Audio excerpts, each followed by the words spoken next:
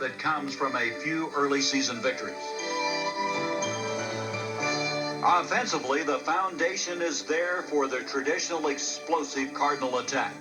An experienced quarterback, a backfield as strong as any in the NFL, and a receiving corps that features savvy veterans and explosive youngsters. And the offense was bolstered by a customary renewed hopes to Busch Stadium, but more significantly, a raging pass rush that terrorized Cowboy quarterback Danny White.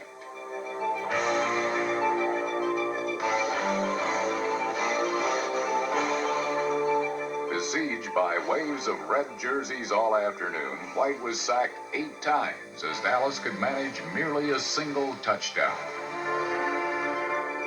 The prime weapon was defensive end Curtis Greer, number 75, with 3 sacks and little resistance from Dallas's porous offensive line.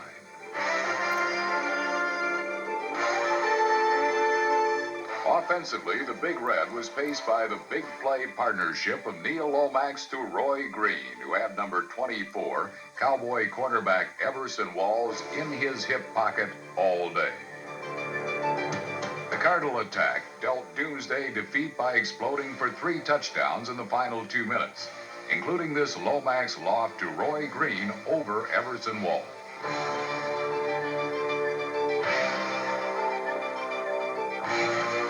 So after week 1, new promise for the Cardinals with a rediscovery of their air attack. Doom and gloom for Dallas, who now has lost 6 straight going back to last season. In California, could the rites of autumn be transformed into a beach party? And in San Diego, Lionel James gave Charger fans something to sing about.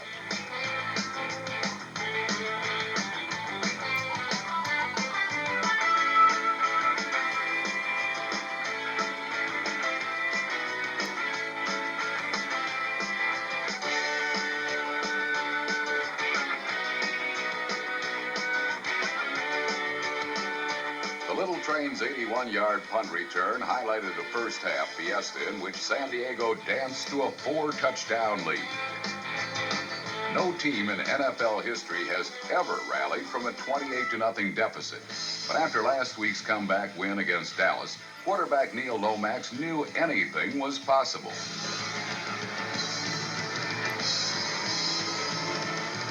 457 yards in the air and 24 points later, the Cardinals were knocking on destiny's door.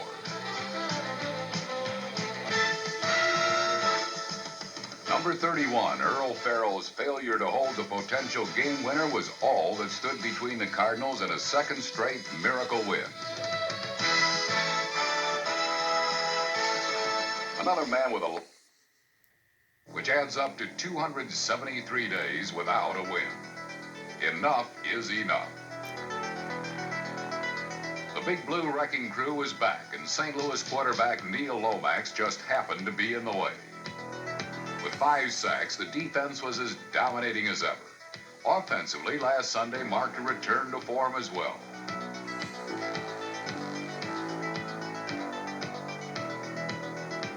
Bill Sims once again displayed the poise and accuracy that made him the Super Bowl MVP.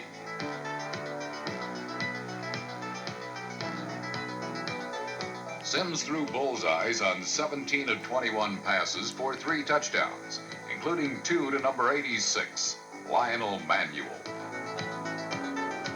Manuel put the stamp on New York's resounding 30-7 win and left no doubt that the nap was indeed over, and these sleeping giants were very much awake. Another newcomer drew more of the attention down under, rookie tight end Robert Awalt, number 80. Awalt caught 9 passes against the Eagles, including this touchdown. But St. Louis's best was overshadowed by Philadelphia quarterback Randall Cunningham. This 70-yard Kenny Jackson touchdown was spectacular, yet the Eagles still trailed by 2 points with 40 seconds left. Then Cunningham came to the rescue.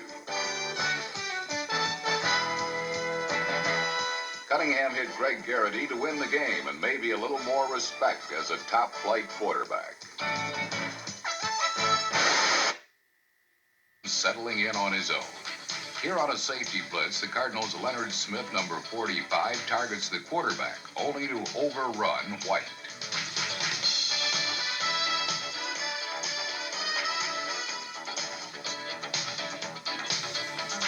White's 47-yard touchdown highlighted a 213-yard rushing performance, a career best, and helps take the Rams to an early 14-3 lead. But for the comeback artists of 1987, what's 11 points?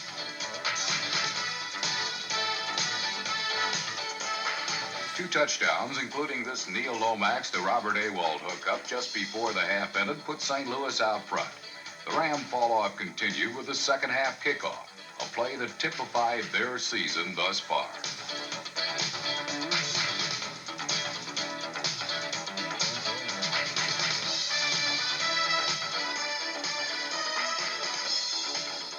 The official was no obstacle for Derek McAdoo, who recovered for another St. Louis score. But the Rams regained their composure and returned the special teams favor.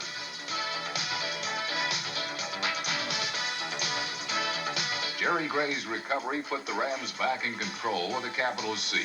A Mike Lansford field goal as time ran out capped an 11-minute, 23-play drive to give the Rams only their second win of the year.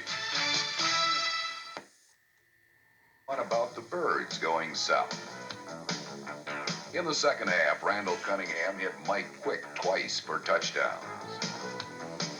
And the defense limited the Cardinals to 6 net yards. But if you think the Eagles were in this game, remember the saying, too little, too late, and don't forget the first half. This was 2 games for the price of 1, and Neil Lomax made the Eagles pay the price.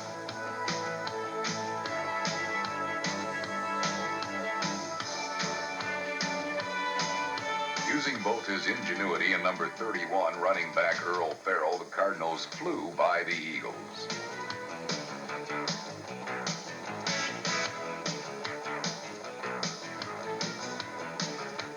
Farrell's 35-yard touchdown run was only a single wing of the Cardinal attack as they racked up 318 first-half yards.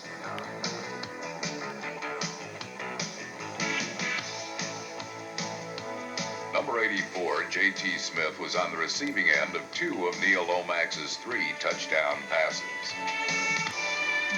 Lomax finished the day 18 of 30 for 263 yards, and the Cardinals beat the Eagles 31-19. No buts about it. Lomax. Sunday in Atlanta, Lomax put on his best game face and continued to reestablish himself as the savior of St. Louis.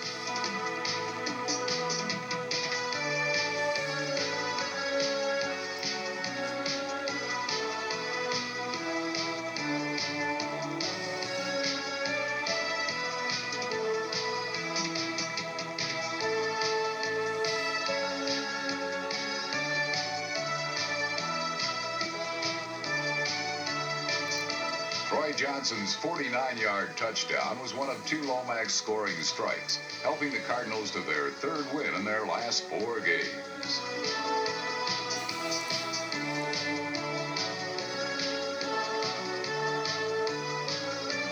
While Lomax is making another serious run at stardom, Neil Lomax, 2 of the NFL's most talented quarterbacks.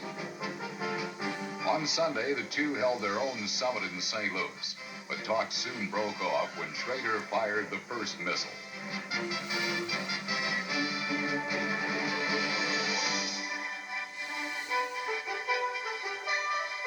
Schrader's 84-yard airstrike to Gary Clark was good for a quick 7-0 lead. But Lomax also had his share of open targets, sometimes almost too many. The Cards held a 17-10 lead, but things caved in from there. Here, Vi Sikahima tries to pick up a blitzing Monty Coleman, allowing Marcus Cook a clear shot at Lomax.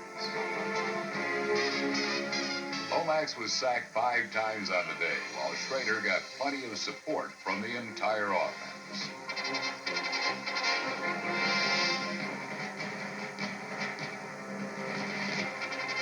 George Rogers was good for 134 yards rushing, but he hardly had a monopoly on the Skins' ground game. Schrader's 7-yard run helped Washington to a resounding 34-17 comeback win. Schrader is back as the Redskins' gutsy leader. Now that the Skins have home amid widespread speculation of a franchise move. Their game against the Giants was therefore a final performance of sorts, and return man Vi Sikahema stole the show.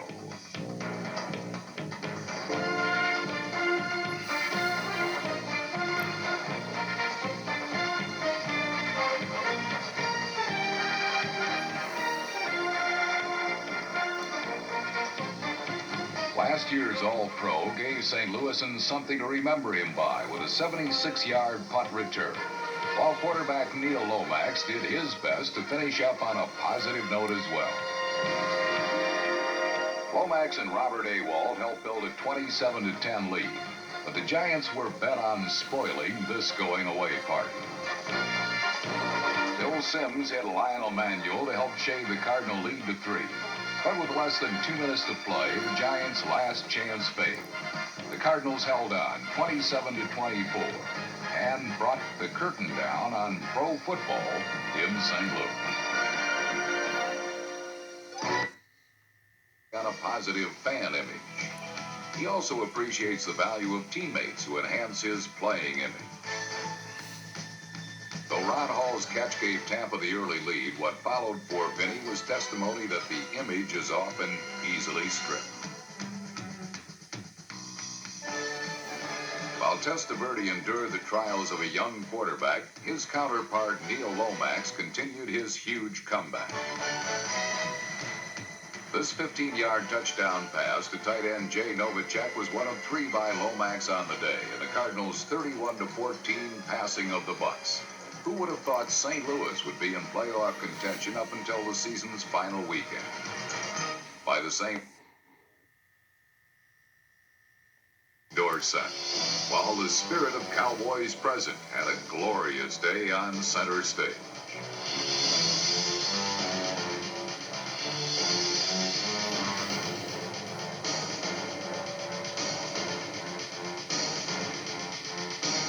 Herschel Walker dealt the Cards a pair of 11-yard touchdowns on 187 yards of total offense. Then the Cowboys ace showed that not only can he play a winning hand, he can bluff, too. Quarterback Steve Ballure used Walker's decoy to give Dallas a lead that threatened to kill the Cardinals' playoff dream. But with St. Louis trailing 21-16, a desperation drive brought St. Louis within reach of a miracle. Unfortunately, Hail Marys seem only to work for the Cowboys and never against them. And so Neil Lomax and the Cardinals will have this painfully close 21-16 loss to relive in their minds over and over until next September.